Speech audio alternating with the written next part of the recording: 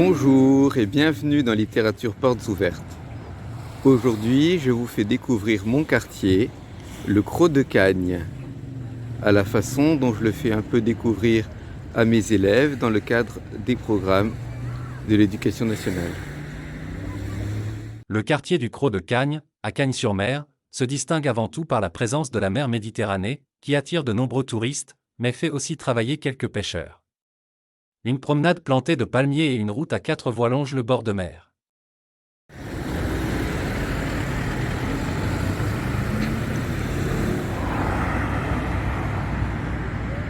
Sur la plage, plusieurs barques traditionnelles ont été exposées.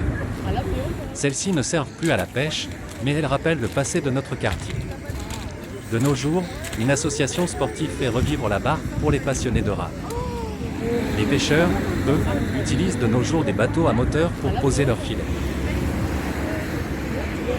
Voici un treuil qui servait à remorquer les barques sur la plage.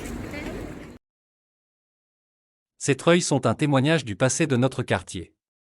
On remarque par ailleurs que la plage est recouverte de galets, de petits cailloux arrondis, charriés par le fleuve Var et polis par les vagues.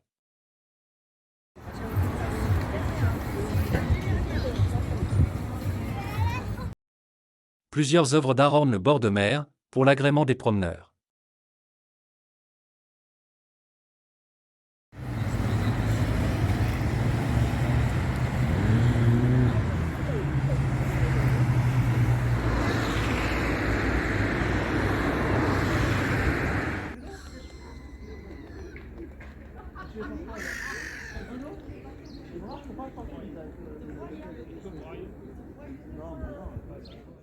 Le port-abri du Crot de Cagnes a gardé son charme de port de pêcheurs. Construit en 1939, il possède un petit bunker lié à la Deuxième Guerre mondiale.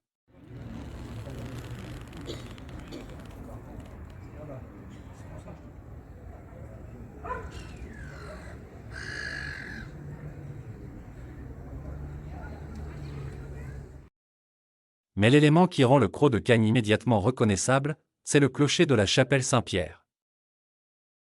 La chapelle a été construite au XIXe siècle, dans les années 1860, par les pêcheurs, qui sont allés en barque chercher des pierres au cap d'Antibes. Les fresques de la chapelle montrent l'importance de la pêche à l'époque.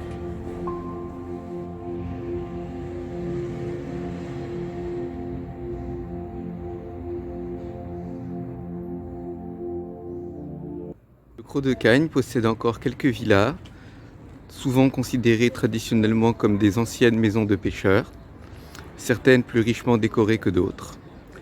Hélas, ces maisons tendent progressivement à être remplacées par des immeubles. Certaines maisons présentent des décorations. On remarque que celles-ci sont situées juste sous les gouttières. C'est à la fois l'endroit où elles sont le plus visibles et l'endroit où elles sont protégées de la pluie.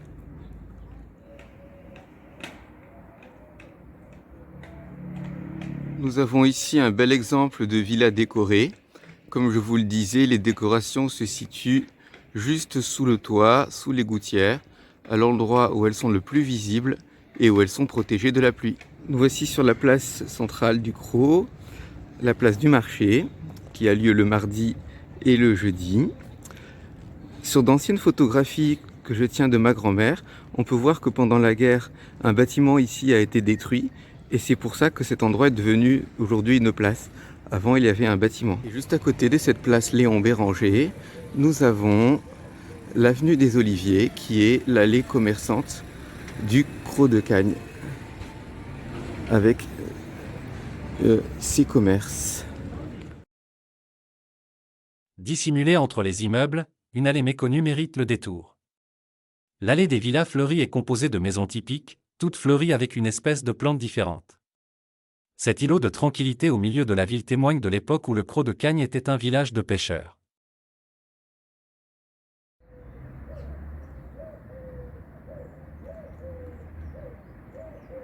Et voici la célèbre place Saint-Pierre où se déroulent les traditionnels jeux de pétanque. J'espère que vous avez apprécié cette visite virtuelle du quartier du Crot de Cagnes.